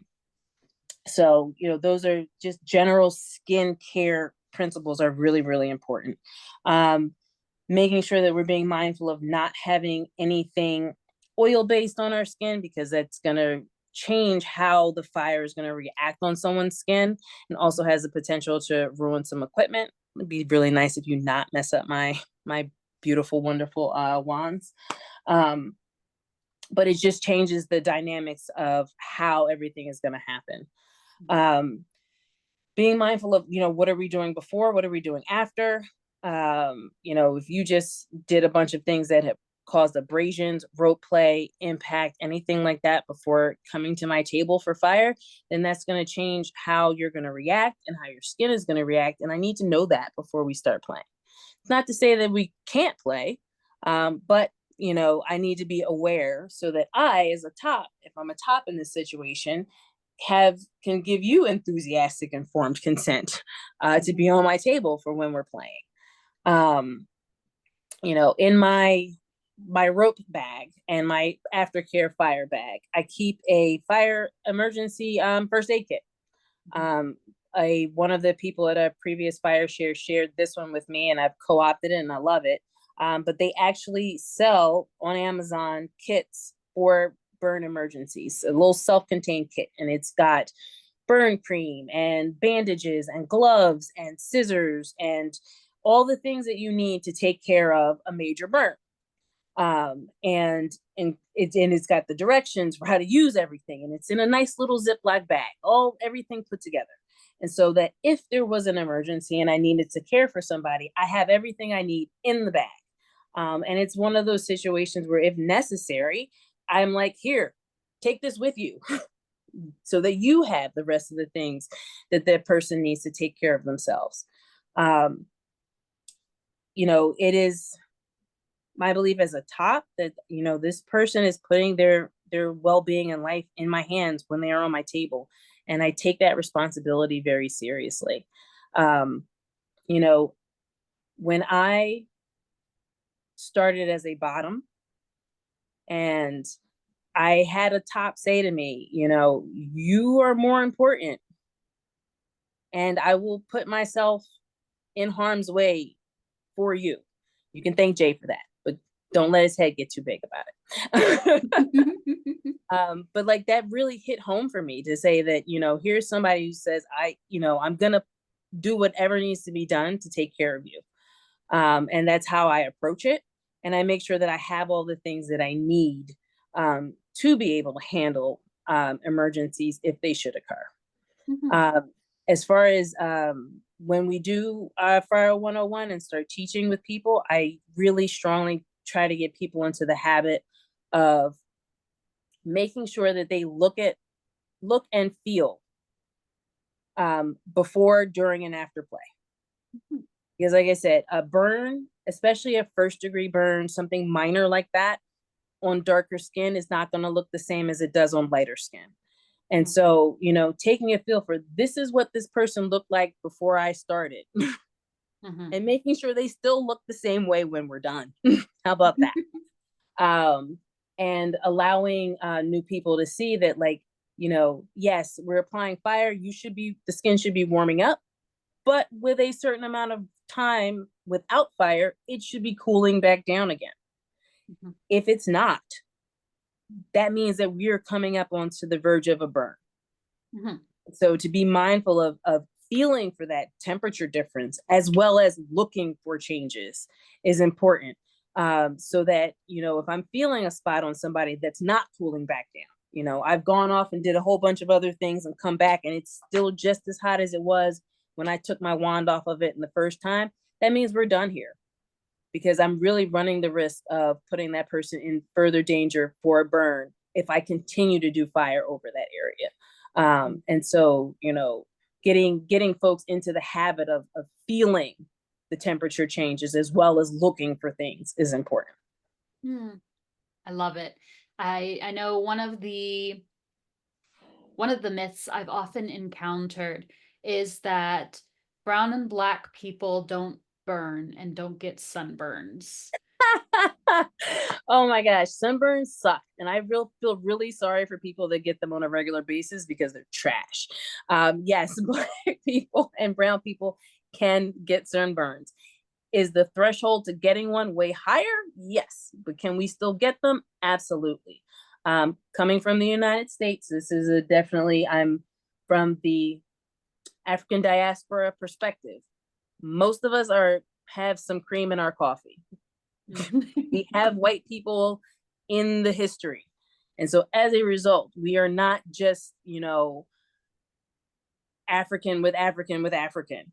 And as a result of having European ancestors, that reduces that protective piece and increases our risk for burns. Again, Yeah. is it as easy as for you to go out and get burned? No, it's still very, very possible. And so people need to be mindful and aware of that. Mm-hmm. Very much so. I know people walk out. I have a lot of family members who are people of color and very dark skinned. Some are Haitian even, and very, very dark skinned. And when they get sunburnt and they are very, very dark and their skin is very tender, and people are like, "What? You're sunburnt?" Like, yeah. Yeah, and even when it happens, it doesn't always look Right. It like doesn't what look you would until the skin is like peeling. feeling. Yep. But yeah, the sun damage and it's still there and confuses people terribly. And it comes down to just general good skincare practices for everybody. We should be wearing SPF, we should be moisturizing, we should be taking good care of our skin. You know, that whole adage, black don't crack, you know, some of that is the melanin, but the rest of it is the skincare routine, folks. I love it. Thank you so much for sharing. Dominus J, then Lady Fire Rose. So yes, I absolutely mirror everything that Scorpiana says, and I'm actually going to take the time, if you guys can see this. This is my fire kit right here. This is what Scorpiana was talking about, and I have to give her the most absolute respect when it comes to that. I personally had my own constructed fire kit for fire prevention and burn prevention that I have had throughout, I'll call my tenure of fire. And then she brought it to my attention that we have the ability to have your own self-sustained fire kit that is already sealed, ready to go at a moment's notice. You just rip it open and you have everything there. I literally went out and ordered it the very next day. And I put it in my fire kit, my fire things, and I look at it from this standpoint. And I actually had to start thinking about talking about it, because a lot of people, when I'm going through my negotiations with people, I'll show them my kit, I show them my setup, and I let them know, hey, listen, I'm going to put myself in harm's way, and this is what it looks like. But when it comes to my responsibility of your care, it doesn't just stop on the table. After the table, it's still my responsibility to put you back in homeostasis where I found you. And it's one of those things where if I have caused a little bit of hurt is something in the lifestyle we kind of agree that it's going to happen, and sometimes we actually request it, but we never want to do harm. Harm is permanent. And in my humble opinion, this is just my humble opinion, if I am causing a burn that was not previously negotiated, I am doing harm. And it is my responsibility to make sure that that harm is taken care of and mitigated to the best of my responsibility. So I will have no problem sending you off my table with aloe, with burn cream, with silver iodide, with whatever is necessary to help mitigate and encourage the healing of the action that I have done. And I take on that financial responsibility, because it's something that I tell people, here, this is yours. And they're like, huh? What? You give me a bottle of aloe? Yeah, here you go. Take it home. Utilize it if you need it. And if you feel within the next 24 to 48 hours that this is not sufficient, reach out to me, because I'm going to, I don't care if I'm, in Jersey and you're in PA, I'm going to drive out to a mutually designated spot, and I'm going to take care of what I need to take care of, whether that be financially finding burn cream for you, or even, Venmoing you what is necessary to take care of yourself. That is my own personal responsibility that I take on when you are on my table. And it is something that I believe in. It's something I live.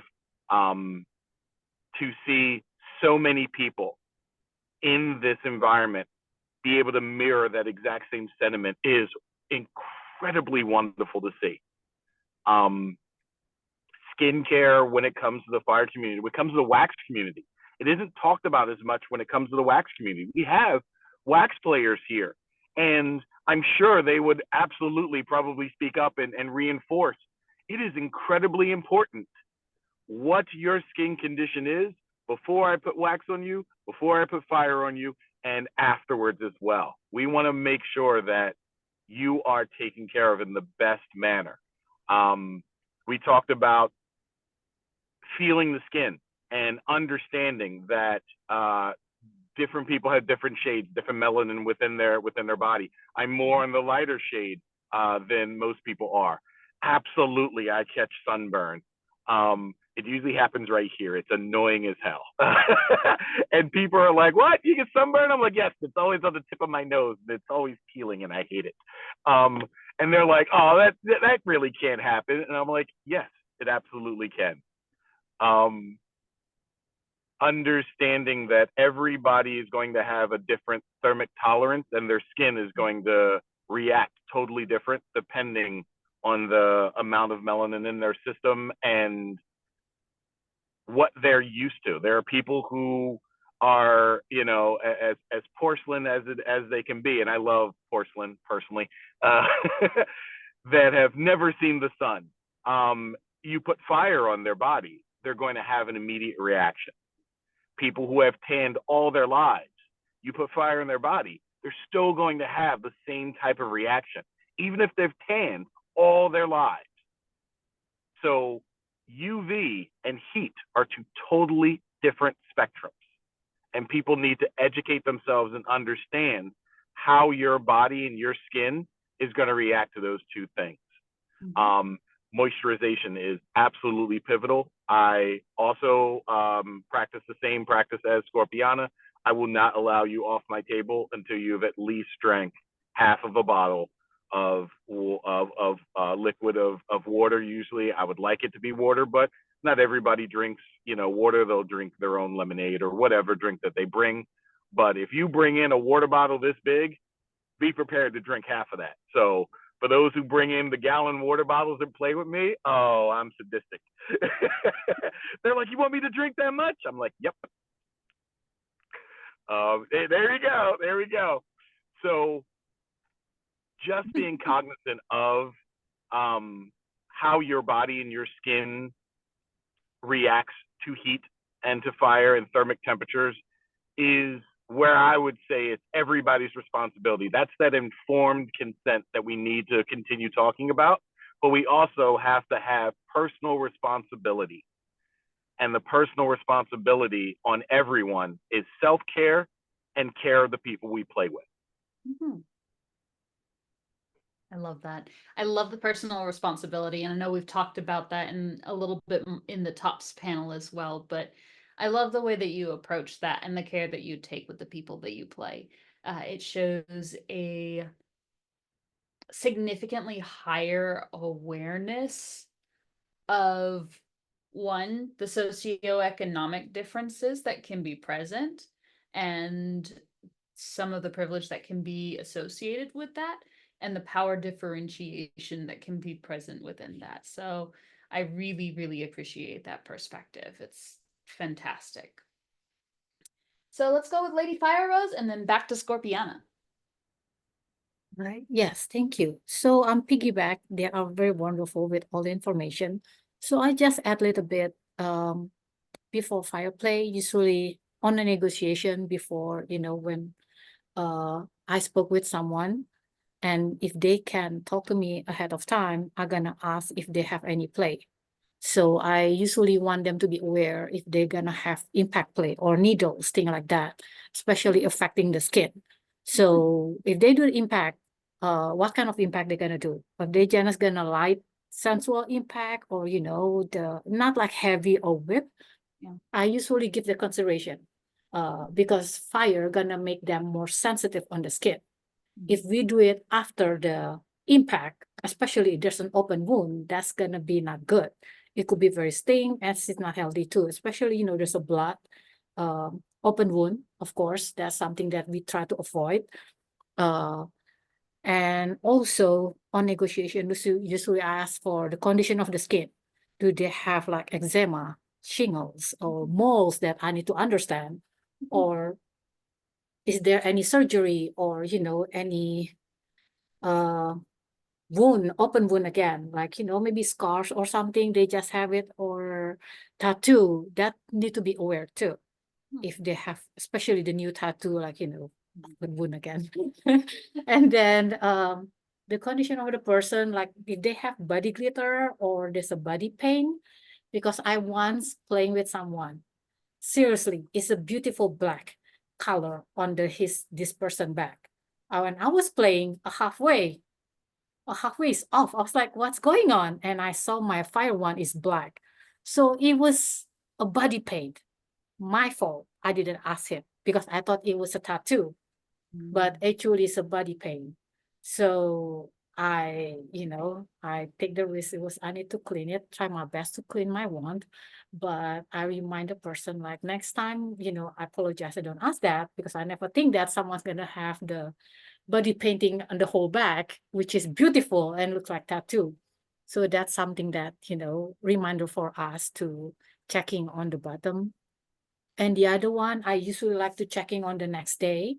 For me, again, with, piggyback with everyone here, try our best to have the bottom be on the condition, even better, it's going to be great, the feeling and everything, but not making them worse. And checking the next day and checking like, hey, is there any, maybe redness or something that you feel that maybe I didn't see it when we were playing after? Let me know. So I usually like to check in. And that's how one of the fact, the thing that I spoke before, that I want to connect with people. And I feel like some people just after play, they just run away. They don't want to know me as person. They don't want to connect me as person because I would like to check in the next day. So those things I think is good for the fire bottom to, remember that not only because the top also want to check in the condition, but also the connection. I think that's fair enough. Like the aftercare is the next day all the way. Like the checking, what is the connection, how you doing, how you feeling, even as a top. If it's nice too, to know that they are in the good condition, they are feeling great, they like what we did, like those stuff, part of the connection, relationship, humanize them again. Yeah. Thank you so much. I really appreciate that. Okay, let's go back to Scorpiana real quick. As a switch, switch, educating other bottoms is one of my passion pieces. And that kit, that just in case kit is something that I also carry with me when I'm bottoming for fire. So because I'm a firm believer of you have to have some level of personal responsibility. And so I make it my business to make sure that I have the things that I need to take care of myself. Yes, as a responsible top, should you be willing and able to care for your bottom? Yeah. Does that always happen? No. And so, when I am intending to go out to bottom, I have my bottoming bag, and in it there's all the supplies that someone or myself would need to take care of me. And so really pushing the people to take some agency and some responsibility for your care, starting to recognize, what do you need? What does a burn look like on you? What does a skin irritation look like on you? What do you need for your aftercare? Are there things that you're allergic to? Are there, burn creams, some of the stuff that they have for sunburns that don't react well for you? Having that knowledge and being prepared to take care of yourself in case of an emergency is key. The other pieces is being aware of what are your options for care? Because realistically, if you have a burn bigger than a quarter or in certain areas, you need to seek medical treatment, period, end of discussion. And so what are your options in the area? So I make it my business that in the area that I am in, I know where are the hospitals, where are the urgent care centers, where are the places that I can pay cash if necessary, if someone doesn't have insurance. and just being proactive and responsible about making sure you have that information so that you can either take care of yourself or take care of the person that you're playing with. I love that. Great points to bring up. And might I also add, that is just like such a green flag for me as a top. I mean, I also switch, but when people come to me prepared to take care of themselves, it doesn't matter whether or not I'm prepared to take care of them. But when they come to me prepared with their own things, having thought about their well-being ahead of time, it's such a green flag. My likelihood of saying yes to playing with them just increased like 100-fold. Like fantastic. And a lot of that, unfortunately for me, was knowledge gained from don't make the same mistakes I did, kids. Oh boy, have I made some doozy mistakes over the years. I am still here to tell the tale and laugh about it, thankfully. But it's definitely knowledge that I've come over the years to go, yeah, you know what? Maybe there's a better way of handling it than what I just did. Let's not do that again. You know, at least we have the chance to talk about it and learn from it and try not to make the same mistakes over with things. Because me too, friend. Me too. Yeah, although I do still use it as fodder to poke one of my good friends during a fire scene. He lit my dress and a very expensive bra on fire by accident.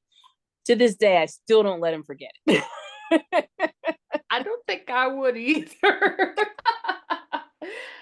Okay, well, I think I will ask one more question because we are technically over time. I know Valkyrie has to pop off, so please, we appreciate Valkyrie joining us from across the pond. Thank you so much. I will close out with one final question. Tell me a little bit about who is one person who has made the biggest impact on creating a welcoming and warmly diverse environment in your community, especially for you. And what is it that they've done to create that?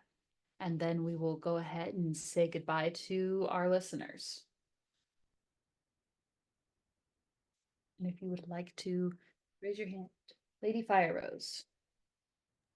Yes. I would say there's one person in New York community. She's the one who invited me for the ANPHI. I'm sorry. That one I have to be careful, nothing backward. Her name is Goddess Narcissa. I think she is great in open community, especially for the Asian community.